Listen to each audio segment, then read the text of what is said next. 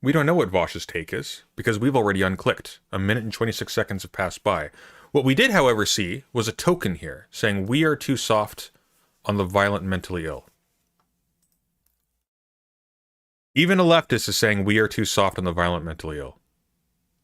Even leftists are starting to acknowledge that we are too soft on crime and so on and so forth.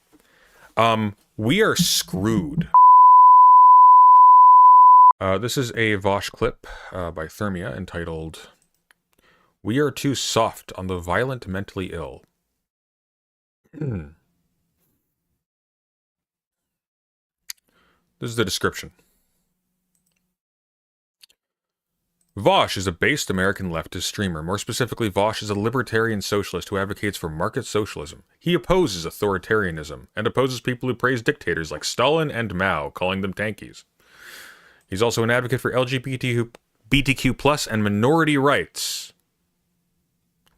And the video is called, "We Are Too Soft on the Violent Mentally Ill."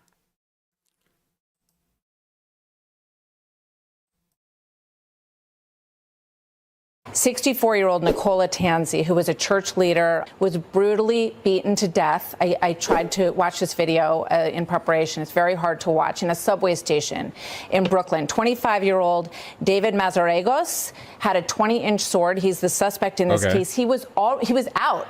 They lowered his bail so that he could get out. He was already waiting a trial for attacking someone in Chelsea. 33 past arrests.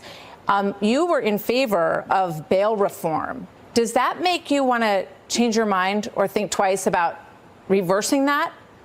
This is a horrific incident, and it's the same video that I saw. And it's one that horrifies New Yorkers across the 5 boroughs, and it's completely unacceptable. And what it makes me think about is the necessity of providing public safety in our New York City subway system and across the 5 boroughs.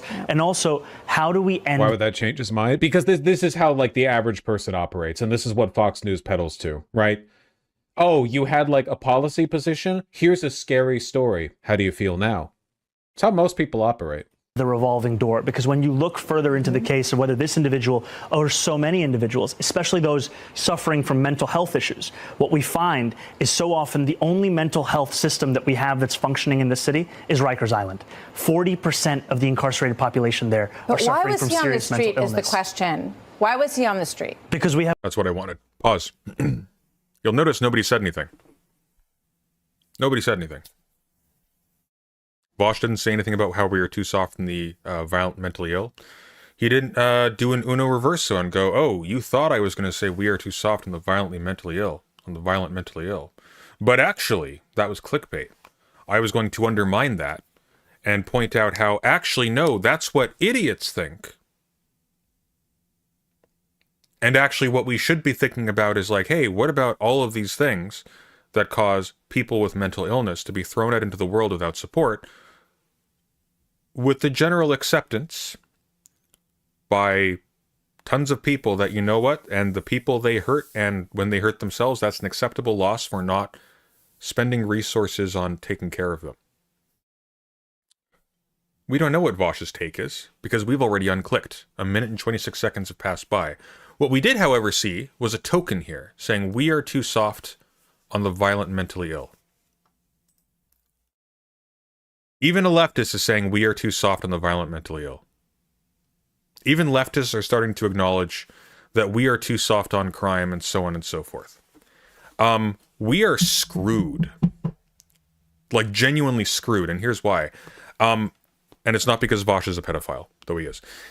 We are in a situation where we have to, in order to succeed as public figures, as influencers on politics, on this medium, we have to engage in behaviors that give more credence to the political right than it does to the political left before we've even spoken.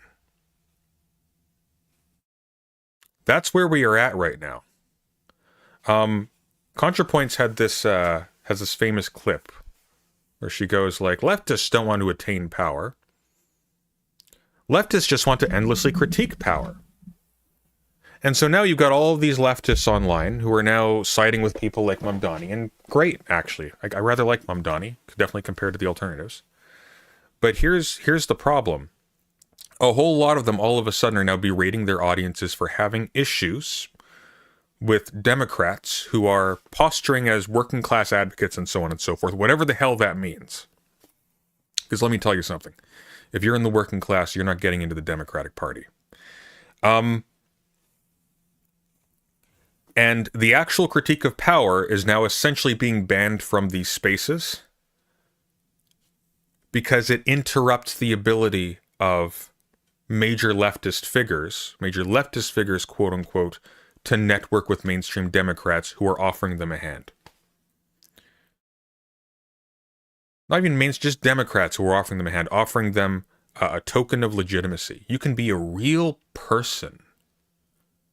You're already rich. You already have a massive following. You already have influence with a ton of people, but we will give you the stamp of legitimacy. And so what has happened is leftists, quote unquote, have stopped critiquing power and have started trying to win. However, as a consequence of that, it's the thing I just said, they've stopped critiquing power. And you may have noticed something, that across the board, from Hassan Piker to person who totally thought that pictures of children were goblins, who totally thought that pictures of prepubescent children were short-stacked goblins, to people like Destiny, FD Signifier, whatever, you will notice across the board, they have completely abandoned actually advocating for actual social change and have instead become essentially vectors of propaganda for Democratic candidates. And the critique of power has virtually ended. Nobody cares about trans people anymore. That's passé. Not with this channel. I'm going all in on that lately, as you've seen, because I think it's extremely important. I actually think it's at the center of things. Weirdly, not actually weirdly when you know what's going on, but it sounds weird to people who think that this is a marginal thing. It's actually at the heart of everything, strangely. But that's been essentially tossed aside. Nobody cares anymore. Nobody cares about the way in which we address people who suffer from mental illness or disabilities, or who are in X, Y, and Z communities that are in battle set. Nobody cares about that anymore. Even in places where you think that would be like their bread and butter, you got like FD Signifier types who are not being radical on purpose, specifically in order to maintain access to a seat at the table.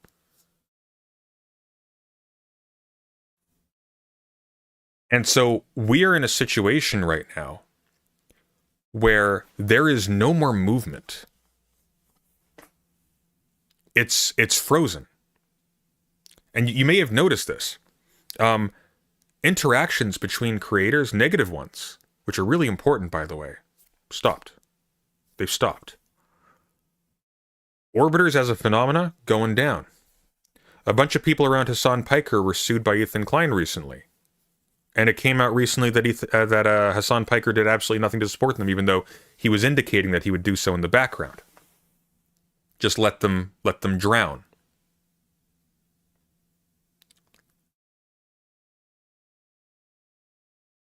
We have a problem here in that the medium has effectively captured the sign of being a leftist, quote unquote. This is Vaush is a leftist streamer, a base leftist streamer. Why? Because he's marketed himself as that. And he has thousands and thousands of people watching him concurrently. Why? Is it because they like the idea of spending a tremendous amount of their time listening to the opinions of a Beverly Hills rich kid who doesn't read anything and who has pictures of children hoarded on his work computer? Is that why? No, it's because he has a lot of viewers. He has a lot of viewers because he has a lot of viewers. And that's how it's going right now. These people don't have to adhere to any kind of program or any kind of principles because their scale makes them immune to the consequences of not doing so. And actually, it's a little bit worse than that, because if they did adhere to those things, they would be immediately financially punished, which creates a really perverse situation in which the conditions of pragmatic success end up being abandoning the side that the pragmatic success is supposedly for.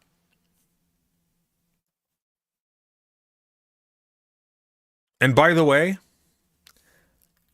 I don't know off the top of my head if Vaush's position isn't going to be that we are too soft on the mentally ill. The violent mentally ill, pardon me. I don't know. Although I know what his position on, for example, like drug consumption is. I know what his position on the homeless is. I know what his position on trans people in his community is. When he doesn't think that there's a negative consequence to marginalizing them.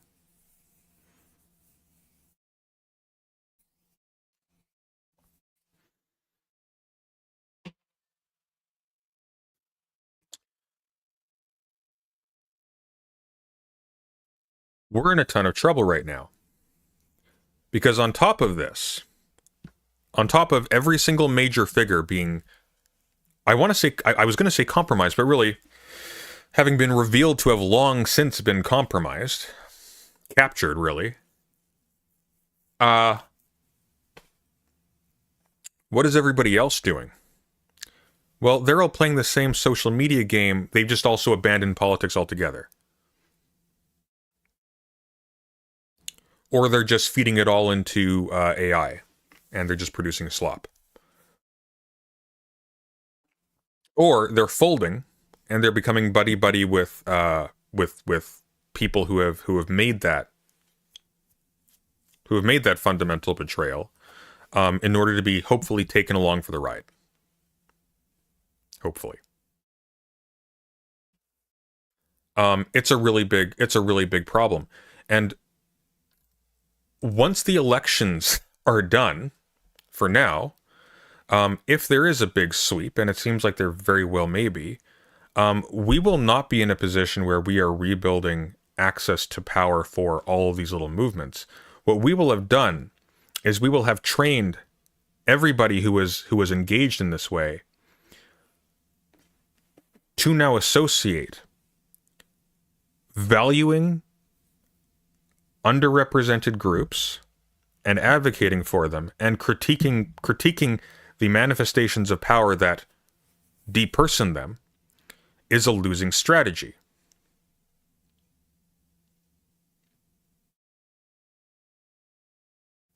Because this is the perverseness, the perversity of ContraPoints' I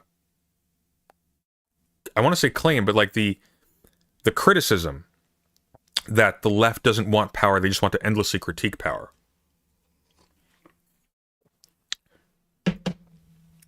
If you stop critiquing power, power stops being critiqued. But moreover, why would someone like ContraPoints object to power being critiqued? Well, because in a situation in which party politics is the game, is the only legible approach to doing politics, to doing organizing or what have you, people like ContraPoints are very important. She has a clear path and a clear ladder to climb. If she gets associations with people in pop culture or people in politics, good for her. Now she's more and more of a hero in the story. Even if her side is losing, she gets to be the main character. Especially so if there actually is no winning whatsoever, but there is a constant tension, a constant strive to win according to a strategy that prioritizes people like her, that prioritizes people like Vaush, people like Destiny, people like Hassan, people like Mamdani. We don't need to stop at the online level. That's just what's sort of closest to hand for us here because we're weirdos. You can look at like actual like Democrats as well. You can look at, I have always believed that marriage is between a man and a woman, Obama. You can look at all of these people.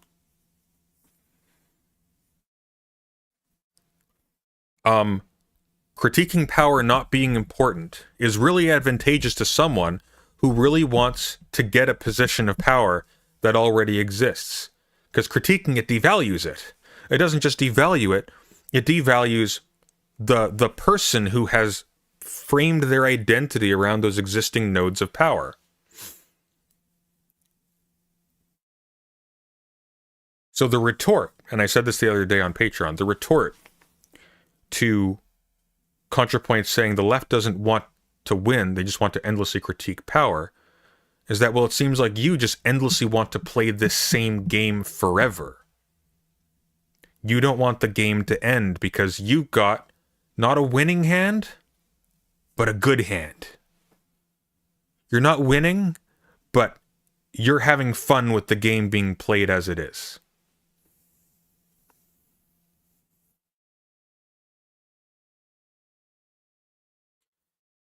And the problem is that the critique of power is something that doesn't happen on the government side of things or the famous person side of things. One I think would appropriately actually call that the fascising side of things, where the tendency is towards building up little fortresses in little cults of personality and little organizations and little parties and whatnot, and then turning on other leftists in order to defend those things, because that's the winning strategy, guys. We have to stick to the plan. There's an omelet to cook. That critique of power is what actually builds actual community on the human side of things. It's what breaks down the notion that certain people don't count because they aren't useful towards this particular fascising strategy. And there is a flip side to this, because there are also people who've done the exact same thing, sort of building off of this tendency. I'm talking about people like Bad and Panada. Because on a surface level, like, by the way, it's frustrating as hell, because Bad and Panada says some things that I agree with. He says a lot of things that I don't, though. And the reason why I don't agree with him, it's not even so much a matter of, like, pragmatic. It's not a matter of, like, a difference of opinion on strategy. It's because Bad and Panada did something a little bit clever from a marketing standpoint. Look at all these people who are being co-opted. Come join my private monetized group, webpage, whatever, channel. I'll give you the real stuff by talking about how, look at how all of those privileged American, like, trans and queer people, and especially Jews, he really doesn't like Jews, all of these people who are either anti-Zionist or who are marginalized and just ignored now, they are either privileged first world brats who we should celebrate the suffering of, or they carry guilt by genetic association, I suppose. And so they should. He's been posting stuff about how Jewish anti-Zionists should stop for some reason. And it very nakedly is, he wants to leverage the fact that a whole lot of people have become reflexively anti-Semitic because they have allowed themselves to vent their anger about Gaza on a racial group because it's satisfying. It's cheap and satisfying. Yeah, it's farming first world resentment, anti-first world resentment, exactly. And so at the end of the day, he's not going to do anything, but he is going to make himself a lot of dough. And a whole lot of other people, especially ones who made bank, by the way. Bad and Panada is like Hasbara, but the nagging kind, right?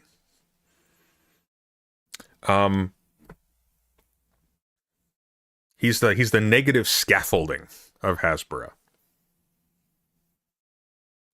Since we're talking about endlessly playing games called Hasbro. But, a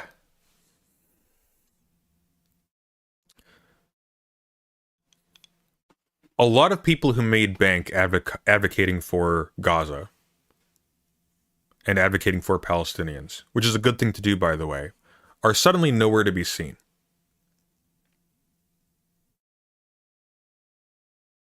They're all gone.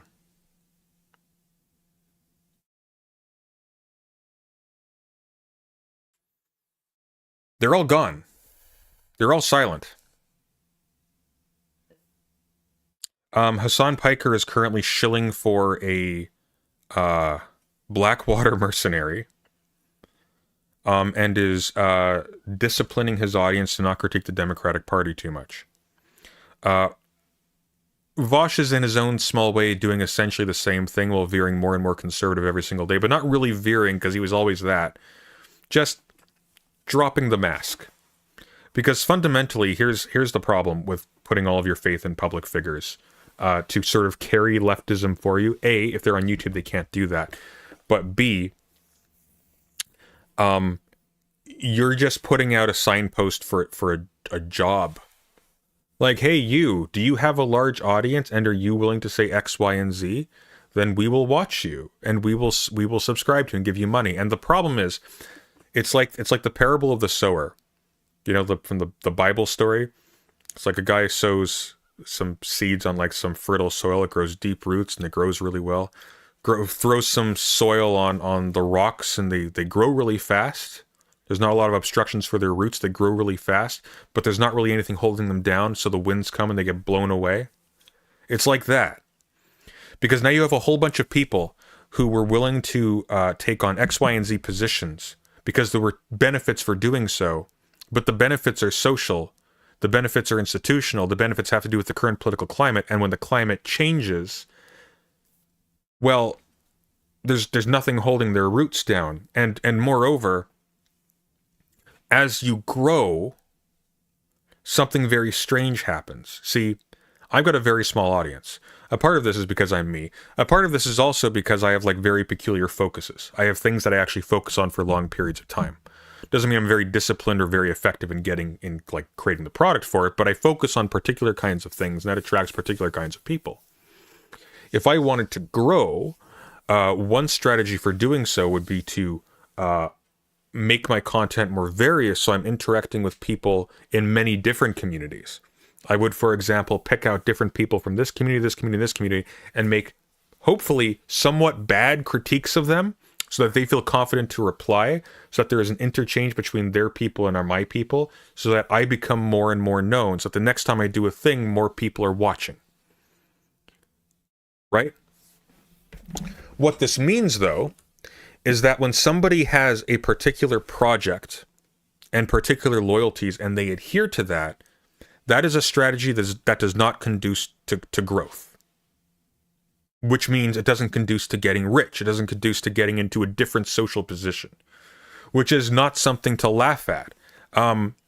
There is a world of difference between a content creator who has to work on the side and a content creator who can devote themselves 100% to whatever it is that they're doing.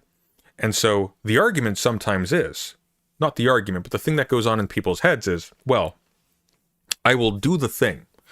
I will do the thing that doesn't serve my side, but which serves me, and by so doing, I will make myself better able to serve my side. The problem is, it doesn't stop. You can carry on that argument forever, and moreover, that program that you think you're doing it for doesn't exist. It's not there. There is no leftist side for which you are doing the thing, because you are already betraying the left in order to serve the left. What if everybody's doing that? What if everybody's doing that, but not just that? What if everybody is constantly able to tell themselves new, ever-evolving stories about how the thing that benefits them actually benefits some other thing that valorizes it? So that you can end up being in a position where you turn full circle.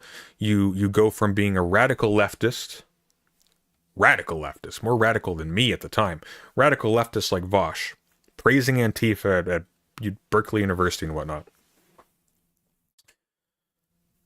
to being sort of a social democrat, kind of, I like universal health care, I like trans people and whatnot, to being basically just a Democrat shill. And what if at every single step of the way you use the fact that these decisions caused you to grow as a sign that therefore they were the right decision for the left? And you see, you don't even need to actually lie to people or misrepresent who you are. because you fully believe that narrative about yourself. You believe the lie you're telling yourself. And the lie isn't that you're doing this for nefarious reasons, because you're not. The lie is that you had any overarching reasons to begin with.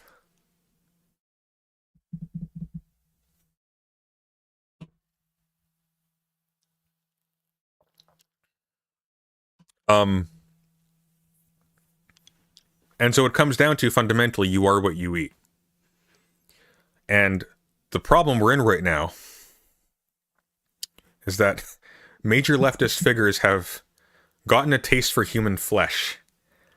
We kind of eat people these days, because fundamentally, like, what has happened is proximity to the Democratic Party has become the definition of a successful leftist, which means that as the Democratic Party veers more and more conservative, successful leftists have essentially been completely uprooted from anything that resembles leftism, except for a series of different colored policies that presume all of the things that the left is supposed to be critiquing.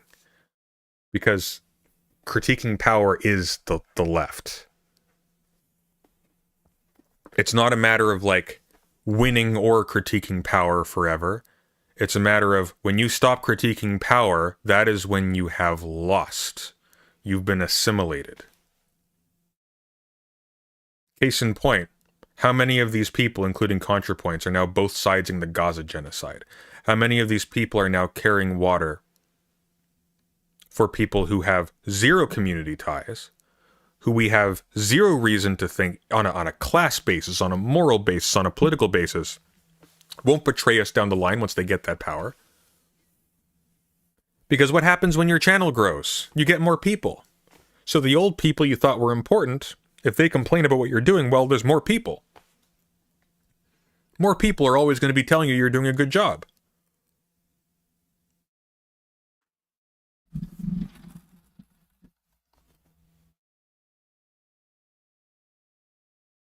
I was going on a yapping session because of Vaush fan channel. Nope. I was using the Vaush fan channel as an example of something.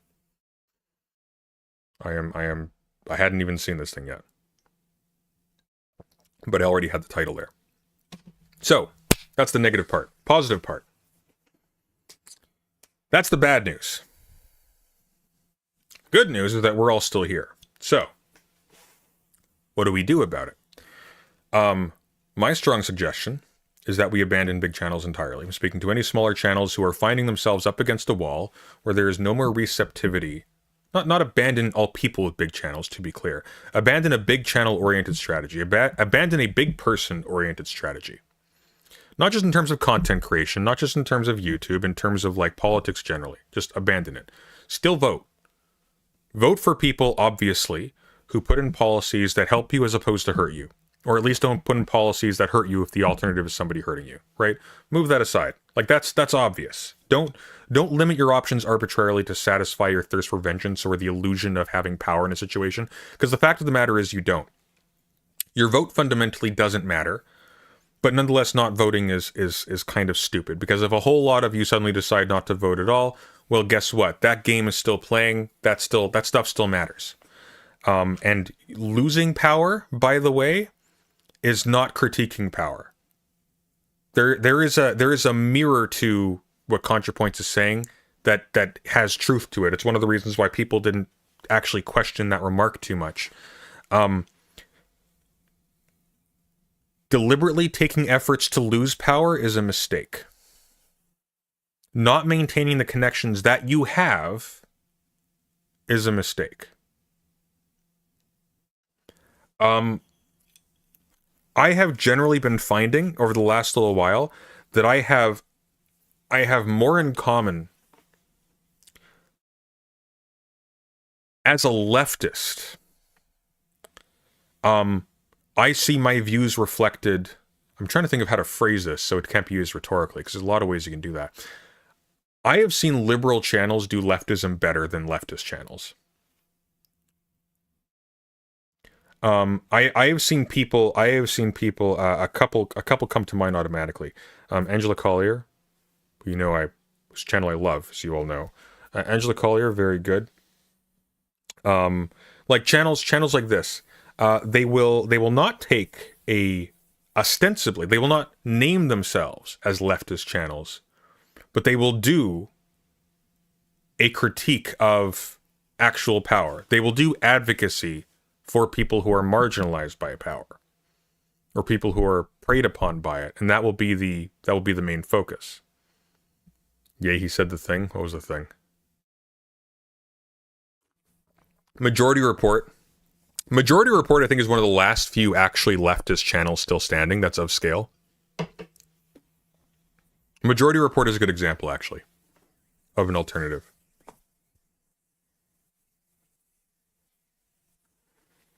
This is going to make Brooks mad. Morbid Zoo is a very good one.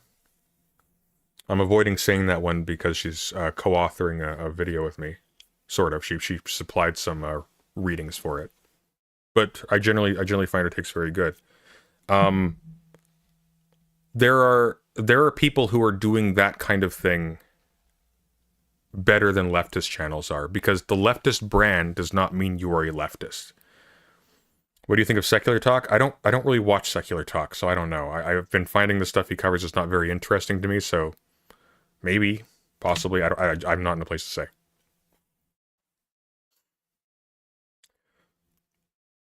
But the point is, still engage with people who have those lines to power. Still vote and so on and so forth. But as individuals who want to do something, start focusing again on the little people beside you. Stop focusing on the big ones. If you're a small channel, stop focusing on big channels. Focus on small channels. There are a lot of, for example, there are a lot of small channels that will take time to understand and advocate for trans issues. That's one example. Start networking. Start combining. No Justice is a great example of this. That's a smallish channel. It's very good. She covers UK politics typically. There is what was that other one? There was another one that I saw recently. The transpositions, that's a tiny group, but good stuff like that. But start building up those networks. Start building horizontally. Stop trying to build vertically. Or maybe don't become a content creator and work at a soup kitchen. If here's the problem though, Gangaros. That's not a substitute. That's a good thing to do. But that's not a substitute. There are a lot of people who have this notion that engaging in anything online is a waste of time, but instead you should go outside and become a body in another institution and just it ends there. And it's like, okay, but that's just another body there. That's not doing politics. That's just going to a soup kitchen. And don't get me wrong, volunteering at a soup kitchen, good thing to do. If you have the time to do that, you should do that. 100%, I agree. That's not an alternative to politics. That's going to a soup kitchen. You need to actually build connections. The weakness here is at the level of community. It's not at the level of virtue. The problem is not people doing stuff that doesn't matter. The problem is that people don't understand the difference between doing stuff that actually builds up power to oppose power, versus makes you feel good about yourself. The problem with Bad Empanada is that fundamentally his entire project is abortive until you realize that the game is to get him rich.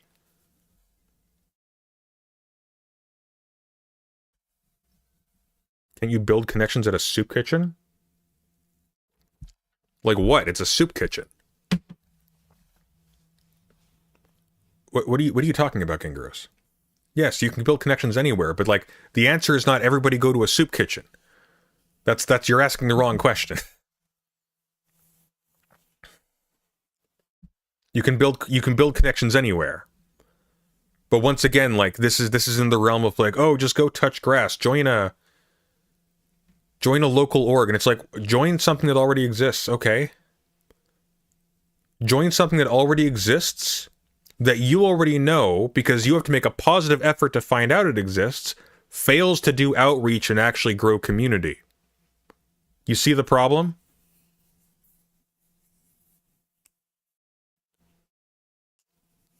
Soup kitchens are great. You should work at soup kitchens if you can. By the way, get ready to make connections with a lot of Christians. A lot of conservative Christians. Why? Part of their religion. They care about helping the poor in a particular context. Being the rub.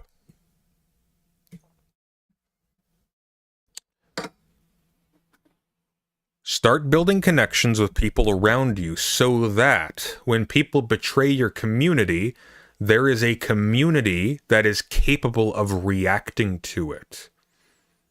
Because there is no such thing as a pure leftism, unfortunately. There is no such thing as a total abnegation of all identity and all form. The question fundamentally is, what are you aiming at? And so you need to build other bodies that can present a physical barrier and impediment and a counterweight to things that already exist.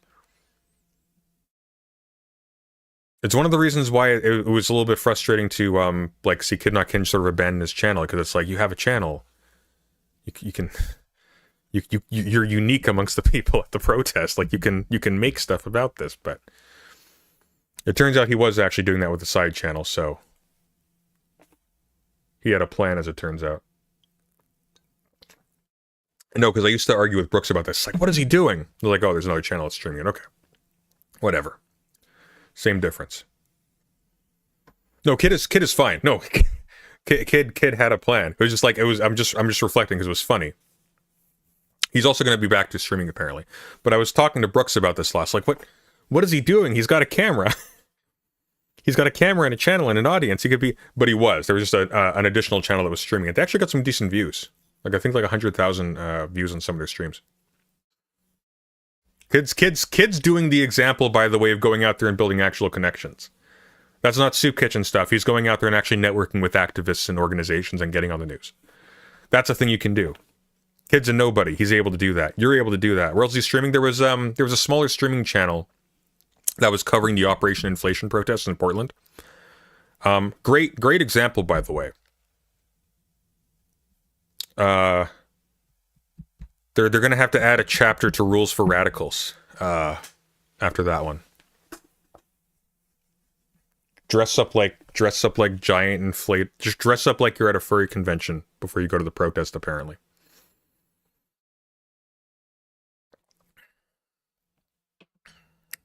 But it worked, apparently. Or at the very least, it did not work. It's one of those things where it's like actually measuring the efficacy is a little bit difficult, but it worked, and it was memorable, and it was a spectacle. And I would be very surprised. Like, one of the genius of Operation Inflation, by the way, like, you can't overstate it. There were people who tried to pick fights with them. And the thing of it is that if you're in an inflatable suit dressed like a pink frog, and someone tries to pick a fight with you, it is a very hard sell that the pink frog was the aggressor. Yeah, the National Guard pulled out of Portland. So yeah.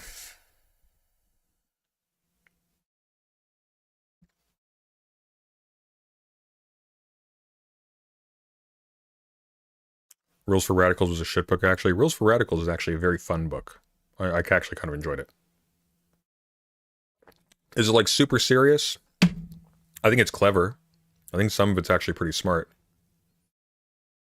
One of my favorite ones is they filled up I think it was an opera hall with people who had just consumed a bunch of baked beans right before. Hilarity ensued.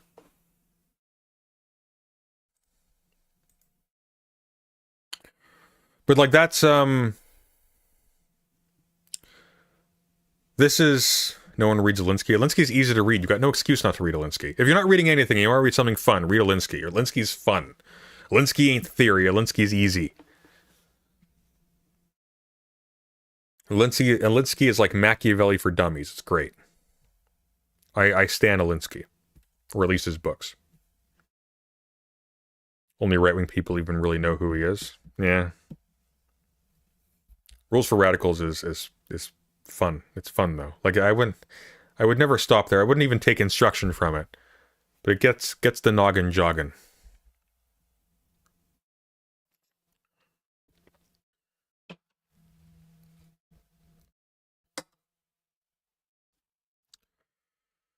Read Machiavelli though. Machiavelli's great. Read Machiavelli. Machiavelli is a proto-leftist in a lot of ways. One of the best things about Machiavelli, which nobody gets, Rousseau got, is that Machiavelli is all about in the prince. It's like it's modeled after a mirror for princes. Here's an instruction manual for a prince. But what do the instructions say? Find all of your power, locate all of your power in the people's love for you, and don't put any faith in fortresses or armies or family or anything. It's a Republican book disguised as a book for monarchs. It's actually ingenious. The section on fortresses is my favorite, and it's one of the most leftist texts you'll ever read.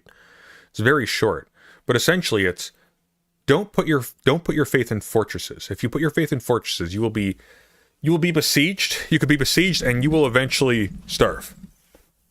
But if the people are your fortress, you'll withstand anything. You will never run out of people who will fight for you.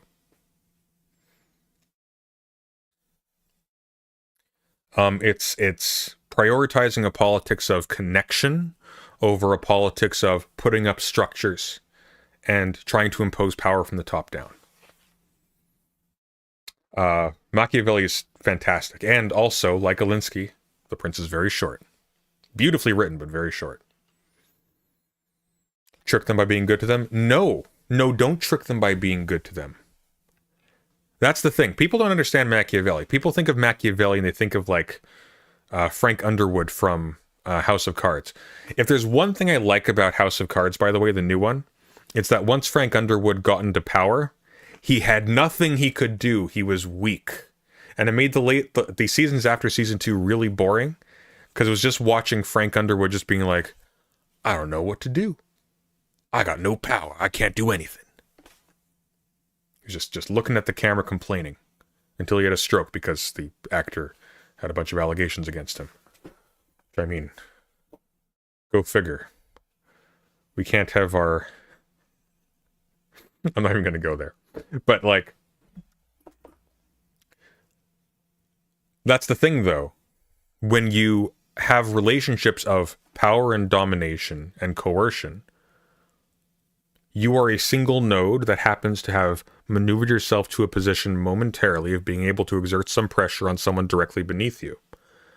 But as soon as you find yourself in a situation where what's beneath you is a whole lot of things that you don't have the power to actually push down on, suddenly that skill set is worthless. And what actually matters is not being able to trick people. What actually matters is being able to make yourself one with the actual site of power. And then to maybe bump its directionality in some way, if you can. At Smith Black 5945 super chatted $10. The Virgin Frederick the Great versus the Chad Machiavelli. I have to put the anti-Machiavel theory reading onto the Patreon still. Thank you for that, by the way, Smith Black. Appreciate it. Really dumb show? Nah, House of Cards was smart. House of Cards was a good show. I enjoyed it. Like, it wasn't like... It was no Pluribus, but it was quite good. Pluribus is so good, by the way. I'm watching... me and my partner are watching Pluribus right now. We're watching the last episode tonight. I already have a feeling of where it's going. It is so good, though. Oh my god, Pluribus is so good. Brilliant show. I'm actually loving it. It's one of my favorite. It's one of my favorite shows of all time, I think. The guilty pleasure is Fallout, which sucks, but it's fun. Fallout sucks. It's badly written. It's really badly written, but it's got charming actors. It's fine. It's fine. It's like what? It's like Star Wars. It's fine.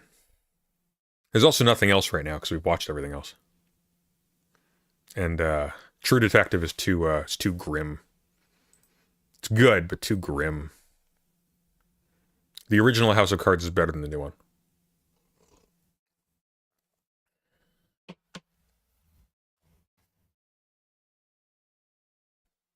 Aren't you watching The Mandalorian? I did watch The Mandalorian, but also The Mandalorian, while having good characters, kind of sucked. Really bad writing. Andor was really good. Andor was really good.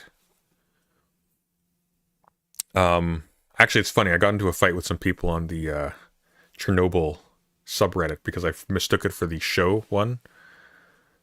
It's so stupid. But we just got into a back and forth where it's like, why are you guys being so pretentious assholes? I got the wrong subreddit. I'm in the wrong. It's my fault. It's my pathology. I have to fight. But it's funny. I got into a fight with the author of Annihilation, Jeff Vandermeer, a long while ago. Because he's kind of a fart sniffer, in a way. He was defending the film as like, oh, the crawler. The crawler is that thing inside the lighthouse at the end of the movie. That's that rendition of the crawler. Which my response is, but this doesn't have any of the features of the crawler. This, if anything, has more of the features of the door. The crawler isn't actually there. We never see the crawler. So in Annihilation, the novel, the crawler is a being that is an assimilated lighthouse worker that is sort of crawling down a seemingly endless spiral stairway and leaving in its wake strange theological seeming script in like plant life behind it. What is it? It's like, here lies the strangling fruit or something like that. And at the end of the movie, the main character goes to a lighthouse because the revelation later on is that the spiraling tunnel in which the crawler is situated is actually a kind of weird spatial inversion of a lighthouse that's somewhere else, right?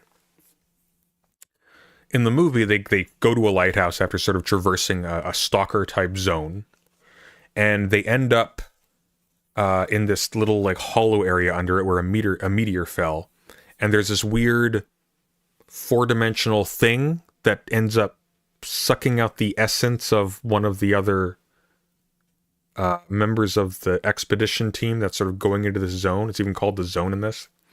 And then it turns into a mimic of the main character, Natalie Portman. And then something happens. And it's very bad. The Annihilation film is very bad. It's just Stalker, but thoughtless. Well cast. I love the actors. I don't know why they got Benedict Wong just to stand there periodically in a hazmat suit, but I like Benedict Wong. It was a bad movie. It was fine. First time you watch it, it's good. I wouldn't say it's a bad movie. That's a bad way to put it. It's a very bad rendition of Annihilation. It's a middling version of Stalker or Roadside Picnic, and it takes more from Roadside Picnic than it does from the Area X trilogy. The soundtrack's good.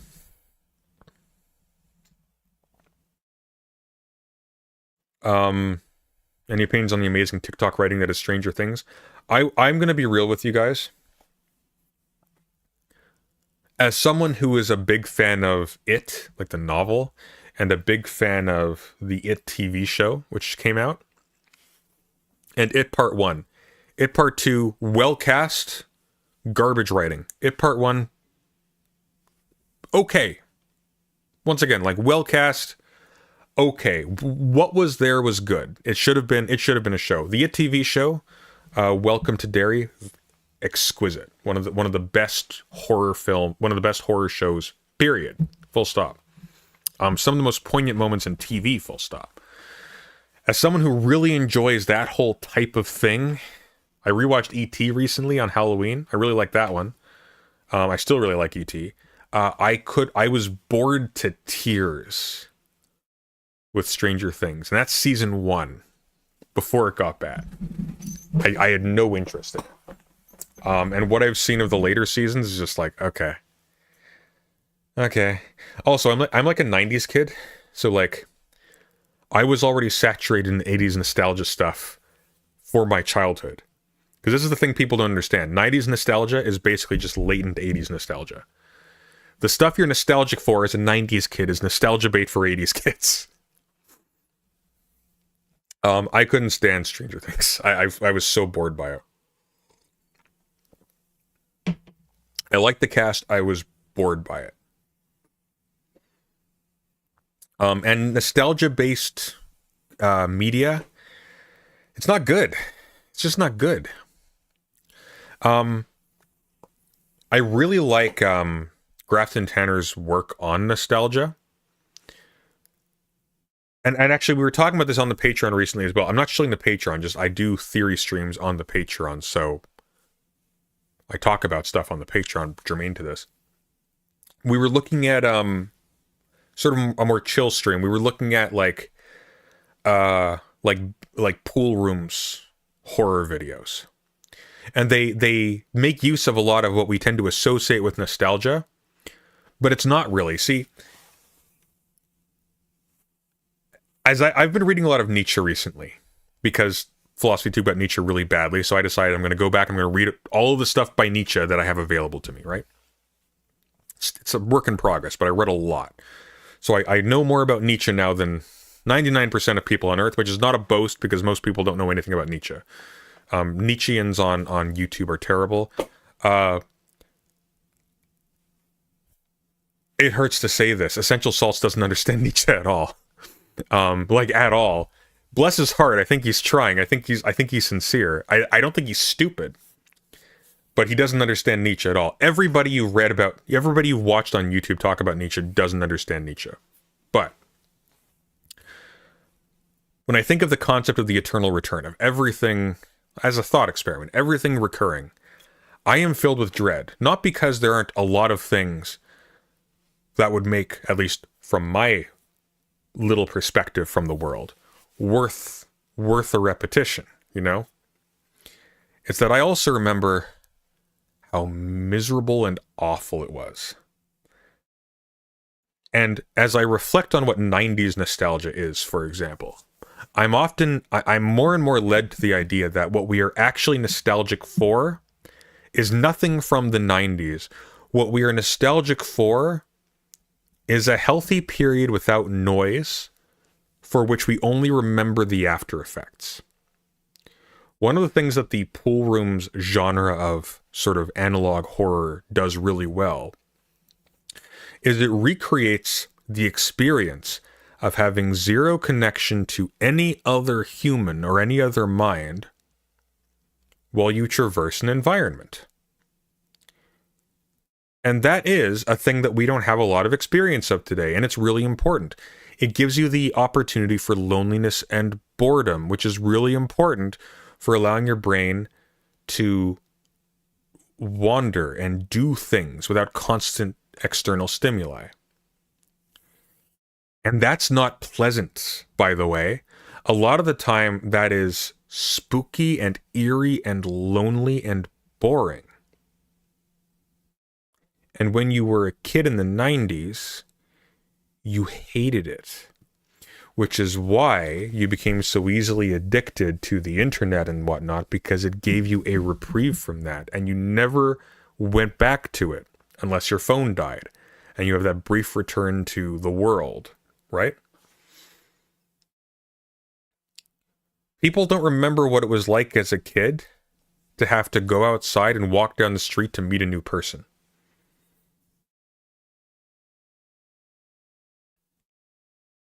Or what it was like to be walking home every single day without any contact with the world.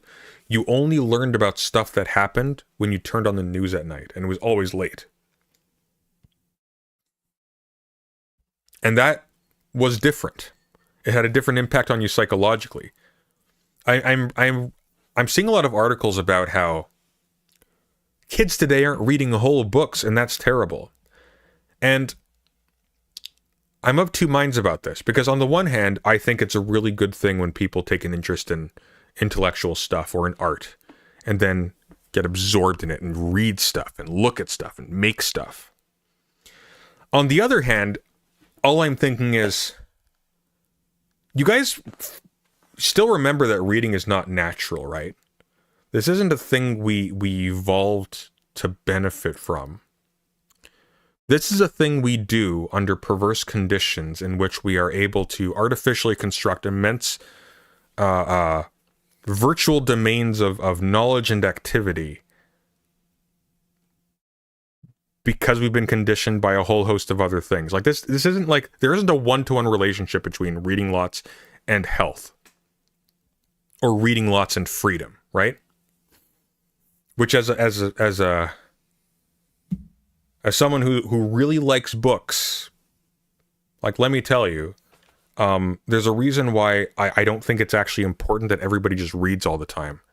It's not actually healthy for you. It's exhausting. Studying all the time is exhausting. Look at the mental illness and suicide rates at college campuses. It's not good. There's a reason for this. And it's not just capitalism. It's the amount of work you have to do in order to push the envelope to be something useful in that scenario. And I don't think the cost is always worth it.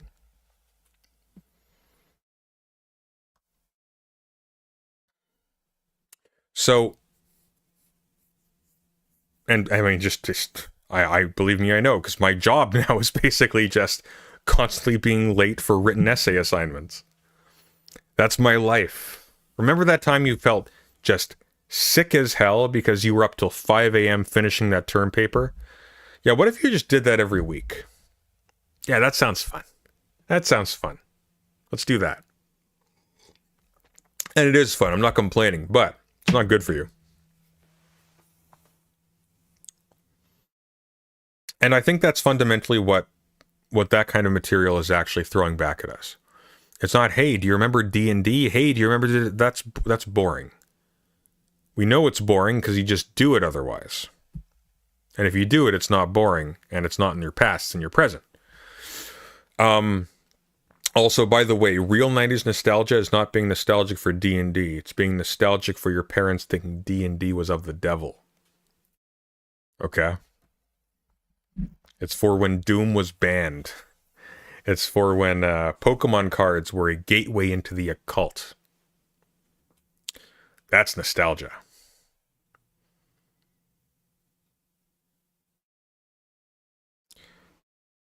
But I digress. Here's the point of this brief stream today, because I am, as always, incredibly sick. Okay? Mostly because of the holidays, and I've got a bunch of siblings with kids. I get every single disease that's going through the school system. Plus, I work indoors, so I'm especially vulnerable to it. We are starting a project on my channel. Just haven't worked out a name for it yet, but we are doing a extensive research project with a group in which we are digging into the history of the last decade or so, and we are figuring out how we got to where we are. Specifically with, we're starting off with focusing on sort of like skeptic and leftist organizations, how they became pro-trans, how they became hostile to trans people afterwards, how we got to this particular situation where all of these different leftist groups came together, got a bunch of success, had wild growth, and then suddenly contracted to become essentially just conservative light. How did we do that? We're starting to go into that. I really want to start networking with other small leftist channels, and I want those small leftist channels to start networking together. I have an acquired taste. I don't expect to be popular with all these people, but you guys need to start doing that together as well. Because right now the ecosystem is completely hostile to actual leftists, and there's a reason for this. Leftists critique power. Leftism is a constant critique of power. Power is on the side of capital. Capital is aligned with them. And it's like we've all kind of forgotten. Remember when Vaush would like criticize people all the time for being like class reductionists? What do you mean they're not on your side? They're of a different class. Grain of truth to this again. People can't necessarily choose their class in that way. If somebody offers you power, take it. If somebody offers you help, they are not your enemy. It doesn't matter what their political alignment is. If somebody is giving you, if a fascist is offering you the opportunity, a fascist, by the way, is offering you the opportunity to make a bold public statement, on your side to help your side. Caveats out the to the roof. But if that's all that's happening, if you find it to a point, take it, do it, use it. What's not your enemy is your ally. However, flip side to this, do not invest your power in a fascist or in a liberal because they will say they're on your side for the time being if you do so. And don't allow yourself to become dependent on that handout by a fascist, because the result of it will be you are them. If your belly is filled because you stick your mouth onto a tube that they control, you will belong to them. So look side to side and start building up with small people and become big by the association. And like with Machiavelli, find your strength in the people themselves, because it's there. But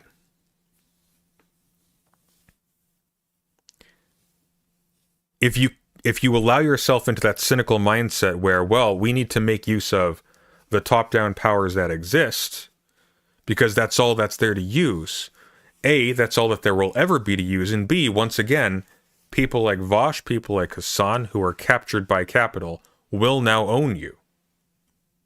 They will now own you.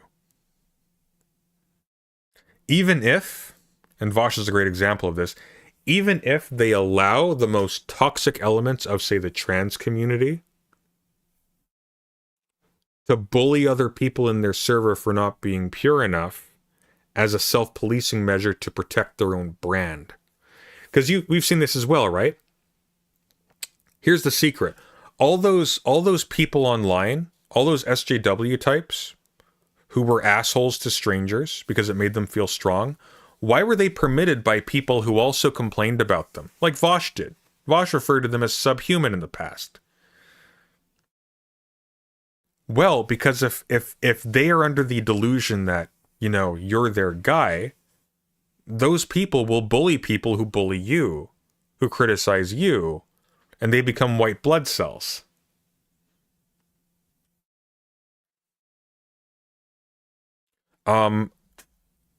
Start building horizontally.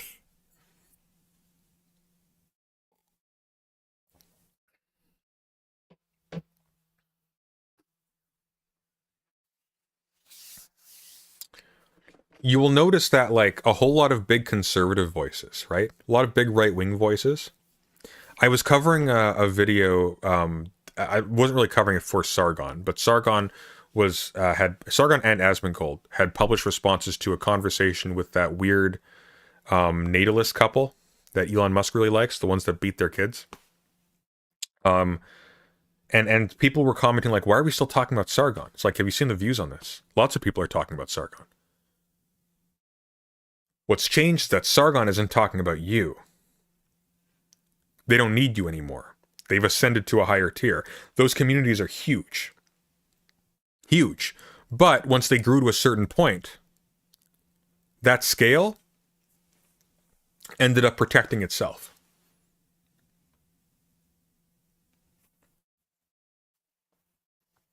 Same with leftists now, you may have noticed. They've stopped interacting. They don't build up or support each other, the big ones. They don't build up or support each other. They don't even allow people in who directly support them. They don't even allow in toadies. Why? They don't need them. Every single peer is a danger to their own supremacy and their little fiefdom. Because they aren't leftists. Leftism was a niche that they used to market themselves. And it just sort of stuck afterwards, because that's where they came from. Destiny is a prime example of this. Actually, you want to know what's weird about this? Destiny is weirdly better than a lot of them. As a genocide supporter, he's weirdly better than a lot. Why? Because he deigned to talk to his peers. he still had some connection with his community. He wasn't just on the top of it. He is now, but for a brief span of time, he wasn't. Now of course he's got a bunch of people sort of dogmatically defending him because he's in court, because he's a sex, insert other verb there.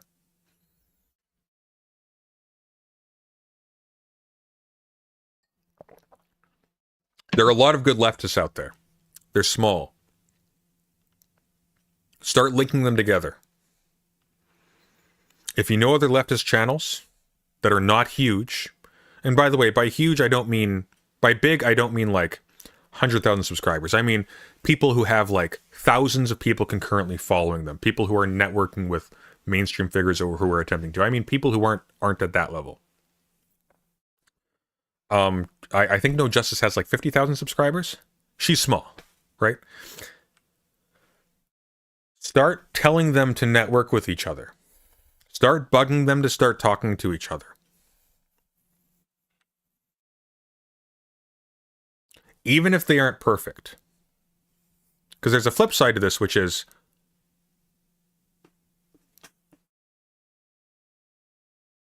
we as the mass of the normies have to be capable of educating ourselves, and we do so by getting into community with each other, not by isolating each other based on not articulating something perfectly. Look for people and judge them by what they are aiming at. Look at, are they trying to learn? Are they attempting to imitate the appearance of somebody else, or are they trying to learn? So by the way, I just earlier said that Essential Salts doesn't understand Nietzsche at all. I like Essential Salts. I think he's the real deal. Why? Because I don't think he understands Nietzsche. I don't think he understands how to read Nietzsche. I think his attitude towards reading is naive. But I think he's trying. I think he's legitimately trying. I don't think he's doing a good job, but I think he's legitimately trying. And I think that counts for a lot. That this is a real person that you can engage with. This is a person who, if they were able to talk to people who could tell them how to do things, they would self-correct and they'd be great.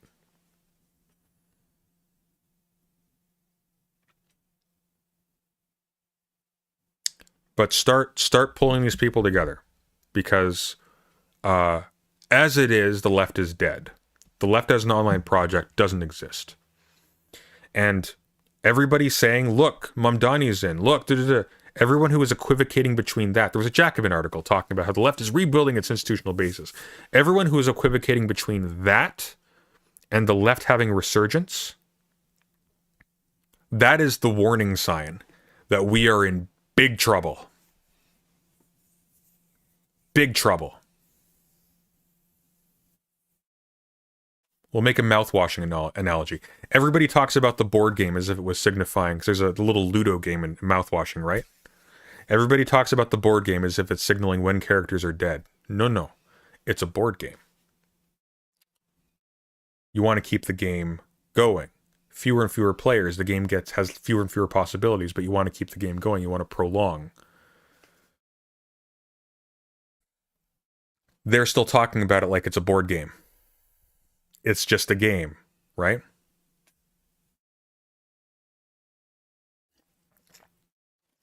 It's like, I can still fix it. I can still fix it.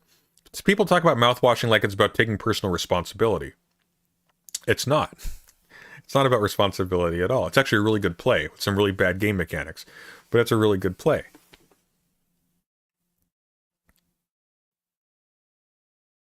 It's about looking at things as if the end is what matters and not the actual stuff, not the actual relationships, as if the end is what matters. Because the entire premise of the story is, well, it's okay, we'll make it end on a good note. Lisa, thanks to one gifted membership. Also, please don't gift memberships if guys, listen.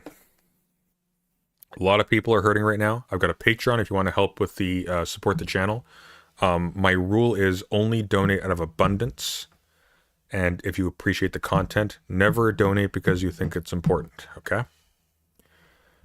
I do appreciate that, though. Who got the membership? Wicked Radiation, nice.